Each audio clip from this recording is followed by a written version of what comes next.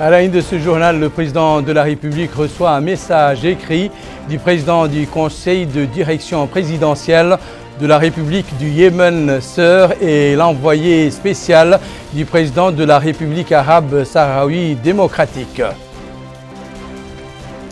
Le président de la République décore à titre posthume de la médaille de reconnaissance nationale les martyrs de la nation tombés sur le champ d'honneur en reconnaissance de leur sacrifice. Le Premier ministre réceptionne à Nouakchott des unités et engins de forage des puits au profit de la Société nationale de forage et des puits.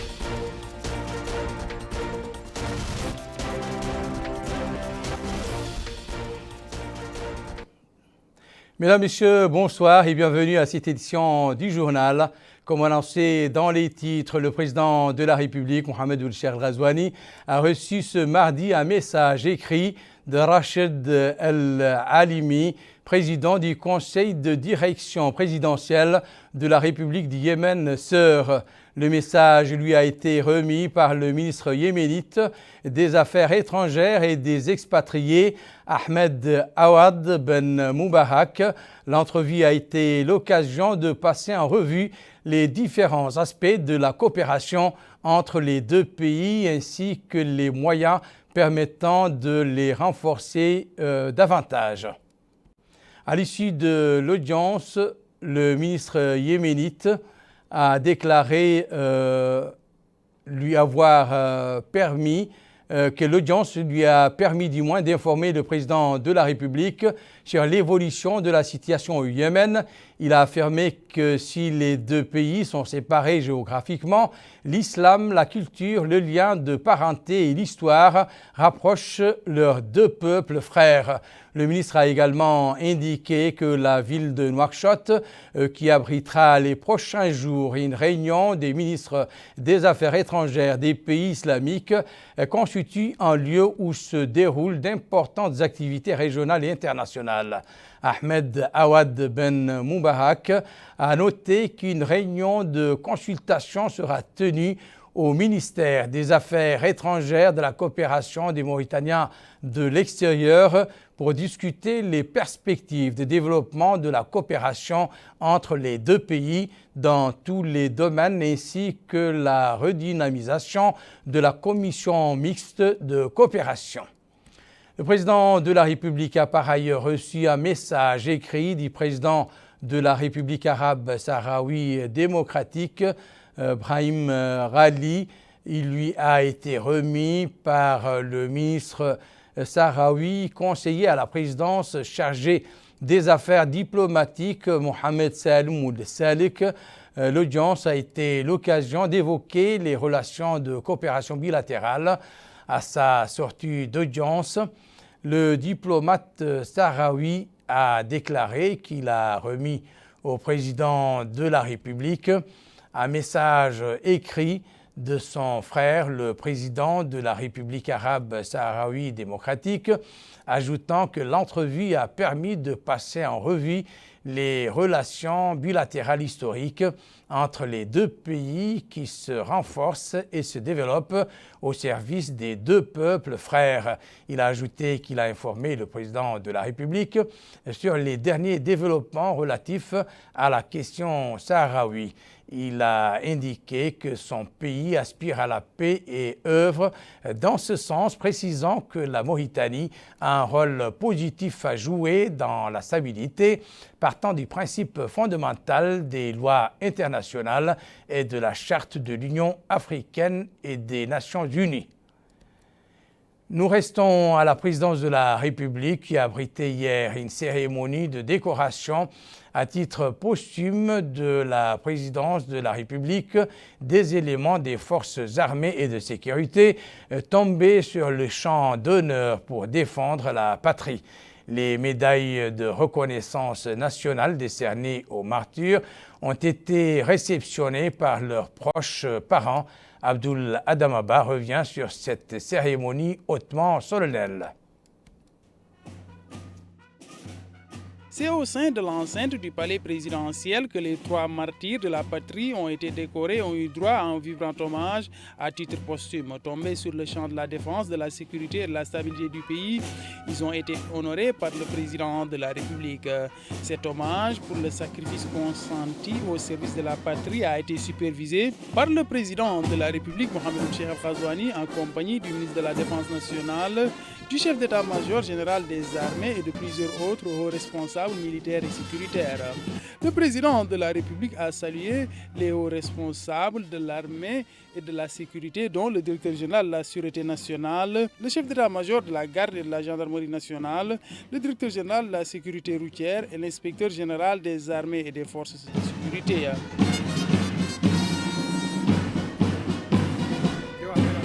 Le président de la République a aussi salué les différents responsables des partis politiques, les imams conviés à cette cérémonie et représentants de la société civile.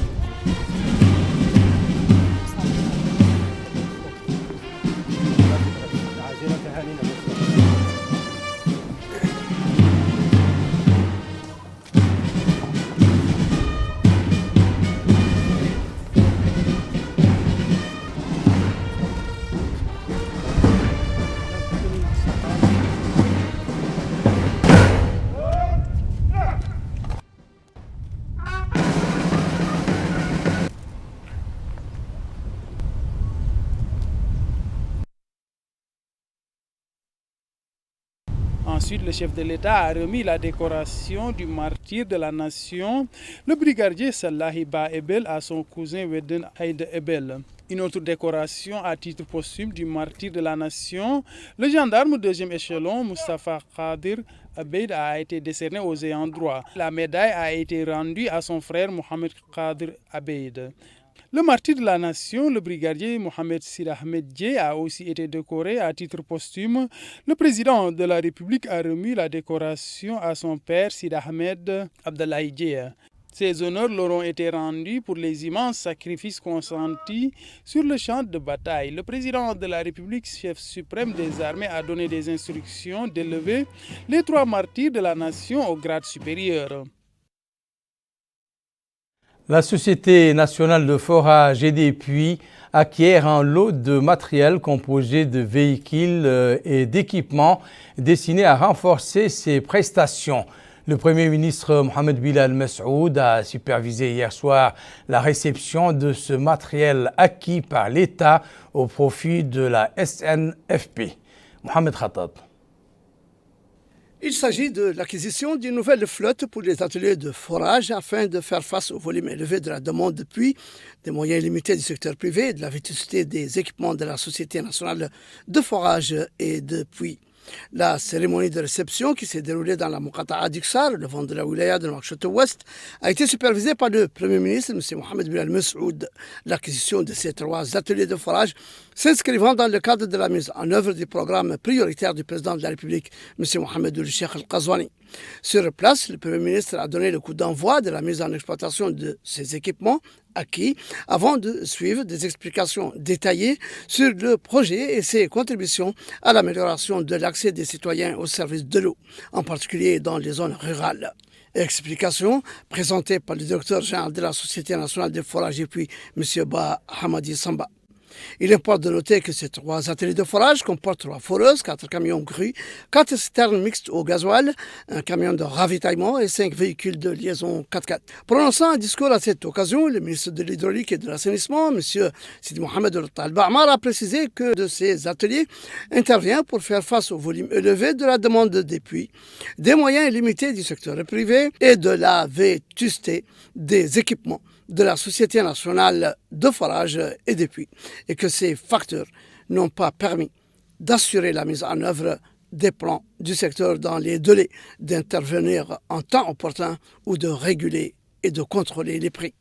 Il a déclaré que la nouvelle flotte se distingue par des caractéristiques techniques élevées et utilise diverses techniques de forage atteignant des profondeurs de 1200 mètres et se compose de 3 unités avec leurs accessoires, de 14 camions de transport grue et réservoirs multi-conteneurs, eau et carburant, en plus de 3 véhicules de soutien pour les équipes de forage. Le ministre de l'Hydraulique et de l'Assainissement a passé ensuite en revue les différentes réalisations opérées au cours des dernières années dans le secteur de l'eau et de l'assainissement, affirmant que la production de l'eau potable a été augmentée et qu'il a été procédé, dans le cadre de la deuxième phase du projet Al-Har, à l'approvisionnement de nombreux villages et villes en eau potable.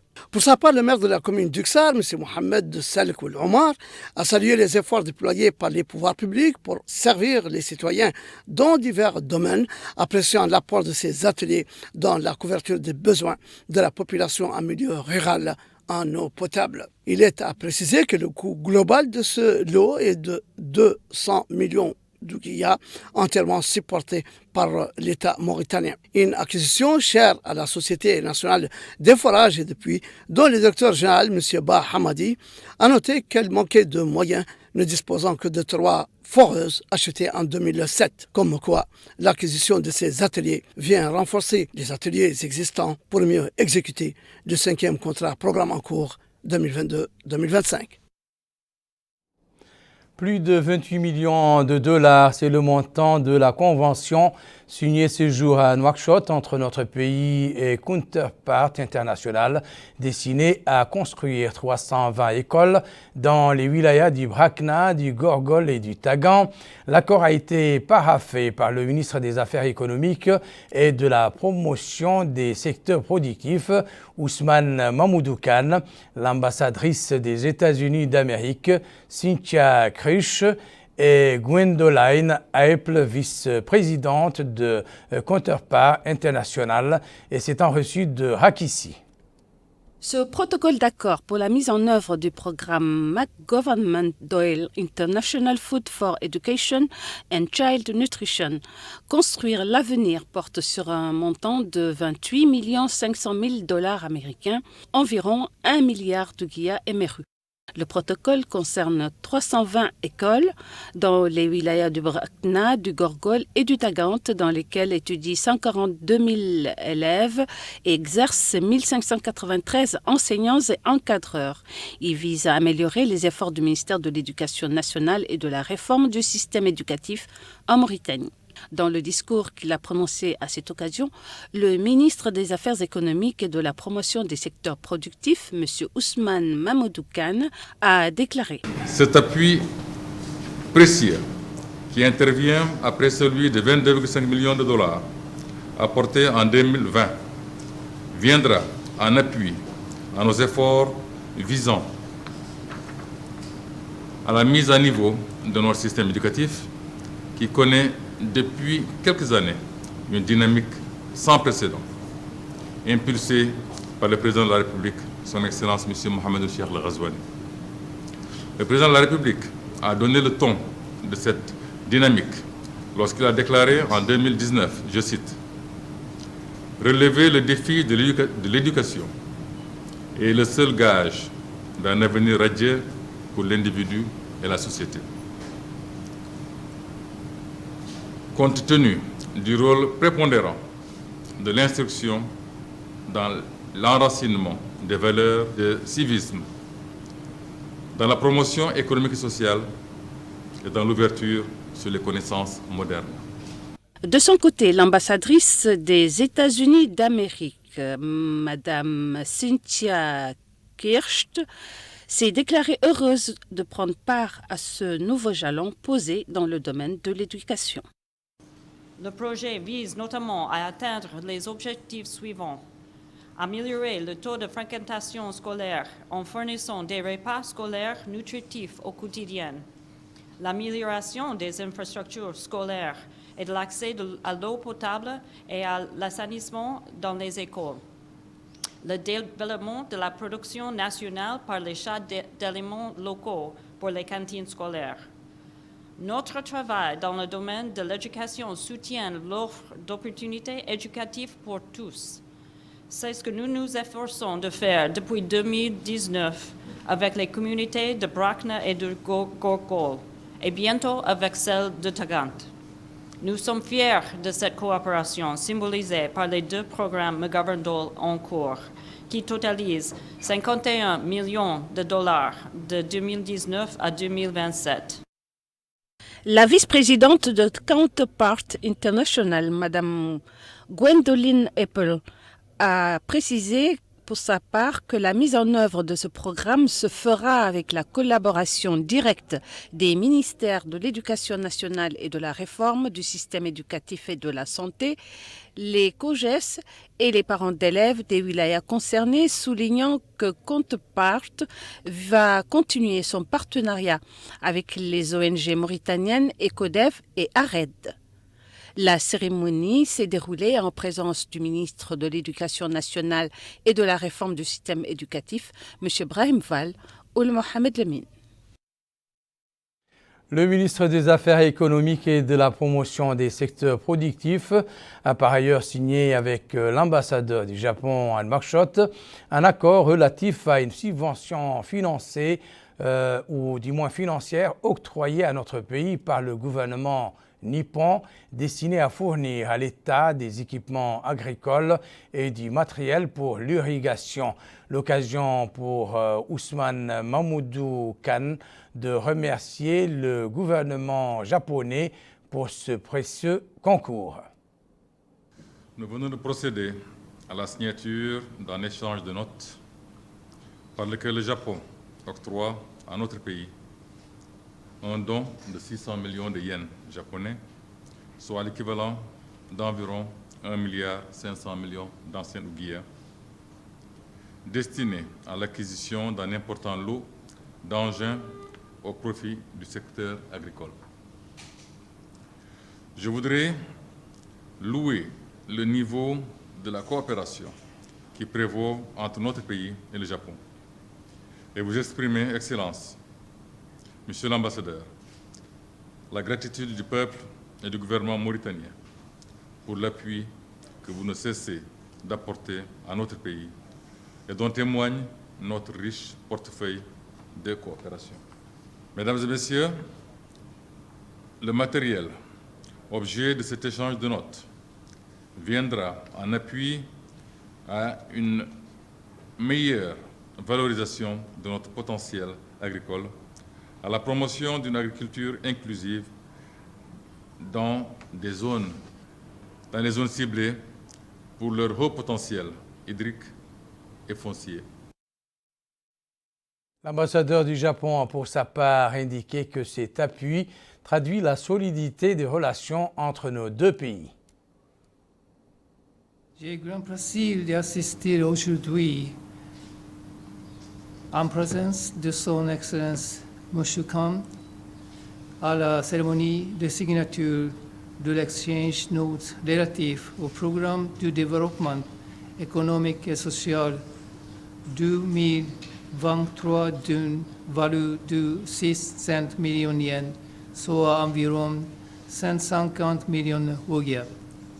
Ce projet de don vise à fournir au gouvernement mauritanien des équipements agricoles pour l'irrigation tels que des tracteurs et des excavateurs afin de renforcer sa capacité à adapter au changement climatique et à accroître ses récoltes.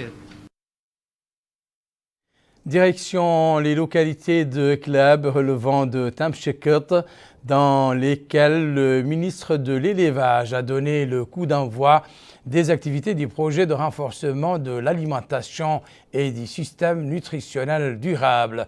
Ce projet est financé par l'Union européenne dans le but de renforcer le rendement agricole. Abdullah Damaba. Les habitants de la zone de Guelab, relevant de la commune de Sava, dans la Moukata de Tamchaket, font partie des populations ayant bénéficié de ce projet. C'est à la suite des impacts néfastes sur le système de production de denrées alimentaires dus à des facteurs endogènes. Cette localité a ainsi abrité le lancement du projet Securalim vers la souveraineté alimentaire, le renforcement de la production alimentaire et la résilience des systèmes alimentaires durables. Cette cérémonie a été supervisée par le ministre de l'Élevage, le secrétaire général du ministère de l'Agriculture et l'ambassadeur représentant de la délégation de l'Union européenne dans notre pays. Il s'agit d'améliorer la production alimentaire, la résilience des systèmes alimentaires pour un financement de l'Union européenne de l'ordre de 12 millions d'euros, soit environ 460 millions MRU. Le ministre de l'Élevage, Mohamed Abdallah Ouluzman, a loué ce projet qui a été mis en œuvre pour appuyer les populations. Il a demandé aux acteurs de tirer profit de ce programme afin d'améliorer leurs conditions de vie. Se dit-il en s'adonnant à la culture de la terre pour garantir l'autosuffisance alimentaire, gage de souveraineté. Le président du conseil régional du Haut-des-Chargés a pour sa part remercié l'ambassadeur des représentants de la délégation de l'Union européenne, saluant la collaboration fructueuse entre la Mauritanie et l'Union européenne. Dès la prochaine campagne agricole, cette année, des interventions permettront par exemple d'améliorer la qualité des semences, de réhabiliter et valoriser des infrastructures de production critiques et de protéger les cultures. Ces activités auront un impact direct sur la production alimentaire des exploitations, bénéficieront directement aux ménages mauritaniens en facilitant l'accès à une alimentation suffisante et de qualité d'une part, mais également au travers des opportunités économiques et d'emploi qui seront créées à travers le programme. Mais, Excellence, cette réponse, si elle se veut rapide, n'est pas pour autant une réponse d'urgence. Elle s'inscrit dans une vision à long terme du secteur agro-pastoral que l'Union européenne, en partenariat avec l'Agence belge de développement Enabel, essaye d'accompagner depuis maintenant quelques années, poursuivant le but de soutenir des dynamiques de développement socio-économique inclusif, durable, et bien sûr, avec une attention particulière pour l'accompagnement des jeunes qui ont fait de l'agriculture leur projet de vie. À la fin de cette cérémonie, les autorités ont pu s'informer de la mise en œuvre de ce projet au niveau de cette zone. Retour à Nouakchott qui a abrité ce jour une rencontre de concertation organisée par le Haut Conseil de l'Éducation avec la Fédération nationale des associations des parents d'élèves et d'étudiants. Objectif, élaborer une vision commune autour de l'évaluation des résultats des journées de concertation sur la réforme de l'éducation et du système éducatif. Mohamed Khattab. C'est une réunion consultative du Haut Conseil de l'Éducation avec les différentes fédérations et associations actives dans le domaine de l'éducation en vue d'aboutir à une vision unifiée sur l'évaluation des résultats des journées de concertation sur la réforme du système éducatif et les moyens d'en assurer la mise en œuvre de la loi d'orientation. L'occasion pour le président du Haut Conseil de l'Éducation, M. Ba Ousmane, de remercier les associations des parents d'élèves pour les efforts déployés pour accompagner les secteurs concernés en vue de l'avancement de notre système éducatif. Il a indiqué que la rencontre s'inscrit dans le cadre de la concertation que le Haut Conseil mène avec les acteurs du processus éducatif pour assurer l'activation de la concertation entre les différentes fédérations et associations actives dans le domaine de l'éducation afin de cristalliser une vision unifiée sur l'évaluation des résultats des journées de concertation sur la réforme de l'éducation et du système éducatif et les moyens d'assurer la mise en œuvre de la loi d'orientation, ajoutant que la rencontre avec la Fédération nationale des associations de parents d'élèves vise également à partager les rôles pour que chacun assume sa responsabilité afin de rehausser la performance du système éducatif. Il importe de noter que le Haut Conseil de l'Éducation, qui a été créé en vertu du décret 0113-2022 du 23 mai 2022, est un organe indépendant et consultatif au service du secteur de l'éducation, du préscolaire à l'enseignement supérieur et qu'il est sous la tutelle de la présidence de la République. La digitalisation et la promotion de la femme mauritanienne, c'est le titre de la conférence organisée ce mardi par la Haute Autorité de la Presse et de l'audiovisuel. La rencontre s'inscrit dans le cadre d'une série de conférences animées par la APA dans le but de promouvoir et d'autonomiser les femmes dans de nombreux domaines. Emina Khalil. C'est dans le cadre de l'appui à la femme et son rôle indispensable au développement que s'inscrit cette activité commémorative de la Journée mondiale de la femme, organisée par la Haute Autorité de presse et de l'audiovisuel sous le thème « Digitalisation et promotion de la femme mauritanienne ». La digitalisation, explique le président de la APA lors de son mot d'ouverture de la conférence, constitue un nouvel acquis favorisant le développement et la transmission d'une image juste et digne de la femme active et productrice qui se sert des nouvelles technologies pour améliorer son quotidien et l'image qu'elle reflète d'elle-même. Un nouvel outil qui, selon Dr Hussein Oulmeddou, même s'il ouvre de nouveaux horizons pour la femme et lui facilite l'accès à la formation et à l'information, incarne paradoxalement la réalité notoire de la sous-utilisation et de l'accès limité de la femme à cet outil indispensable aujourd'hui à la prospérité et à l'évolution. Profiter au maximum des opportunités offertes par la digitalisation a été le thème autour duquel Mme Hawa Mtmeiloud a axé son intervention. Elle a, pour ce faire, passé en revue les statistiques relatives à la représentativité des femmes dans les médias ainsi qu'au niveau de la APA. Quant à Mme Fatima Toumtel Mustafa, elle a abordé la participation politique de la femme au niveau du Parlement, conseils municipaux et régionaux. Elle a insisté sur l'importance du plaidoyer pour parvenir à l'autonomisation des femmes et son accès aux postes de prise de décision. La conférence a également été l'occasion pour les participants de s'exprimer par rapport aux programmes et actions attendus visant à promouvoir l'autonomisation et l'accès de la femme, notamment dans le monde digital. Nouakchott a par ailleurs abrité ce mardi les travaux des experts en prélude au Conseil des ministres des pays du G5 Sahel, prévu le 20 mars courant. Sur quoi porte l'ordre de cette rencontre? Abdoulaye Damaba nous le dit. Cette rencontre des experts du G5 Sahel se tient en prélude des travaux de la 11e session du Conseil des ministres des pays membres de cette structure régionale prévue le 20 mars prochain. Elle se tient en présence des experts, coordonnateurs et chargés du suivi et d'évaluation au sein des pays membres de cet espace.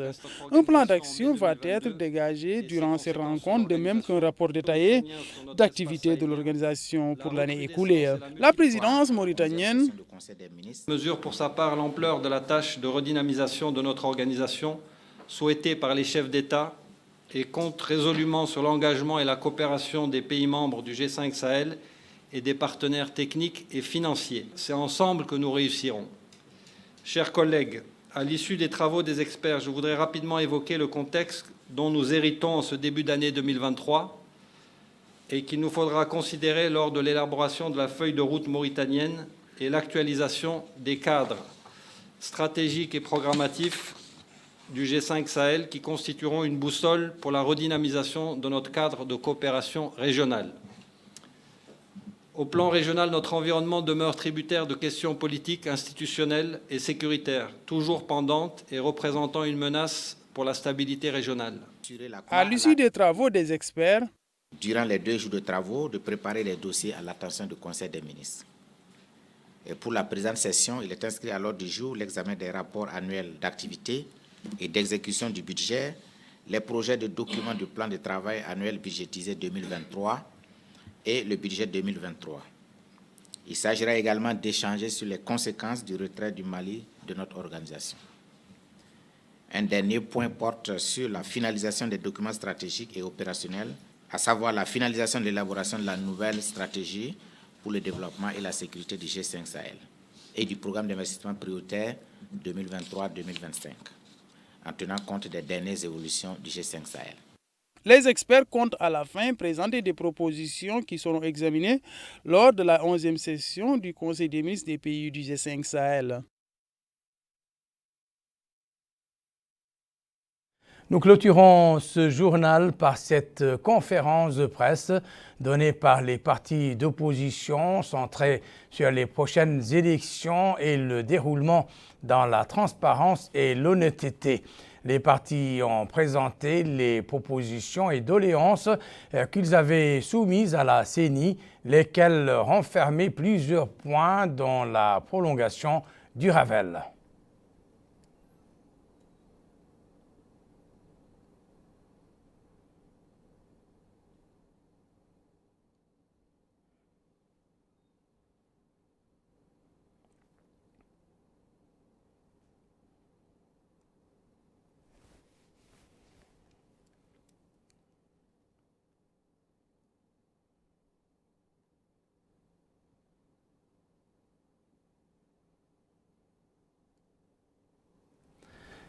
C'est à présent le rappel des principaux titres de cette édition. Le président de la République reçoit un message écrit du président du Conseil de direction présidentielle de la République du Yémen, Sœur, et l'envoyé spécial du président de la République arabe sahraoui démocratique.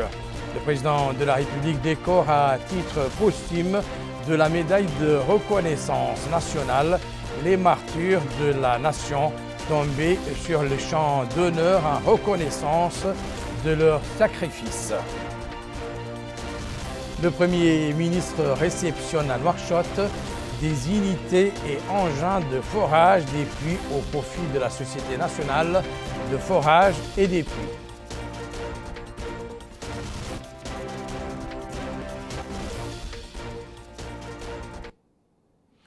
C'est la fin de cette édition. Merci pour votre attention et excellent moment avec le reste des programmes d'El Mauritania. Au revoir.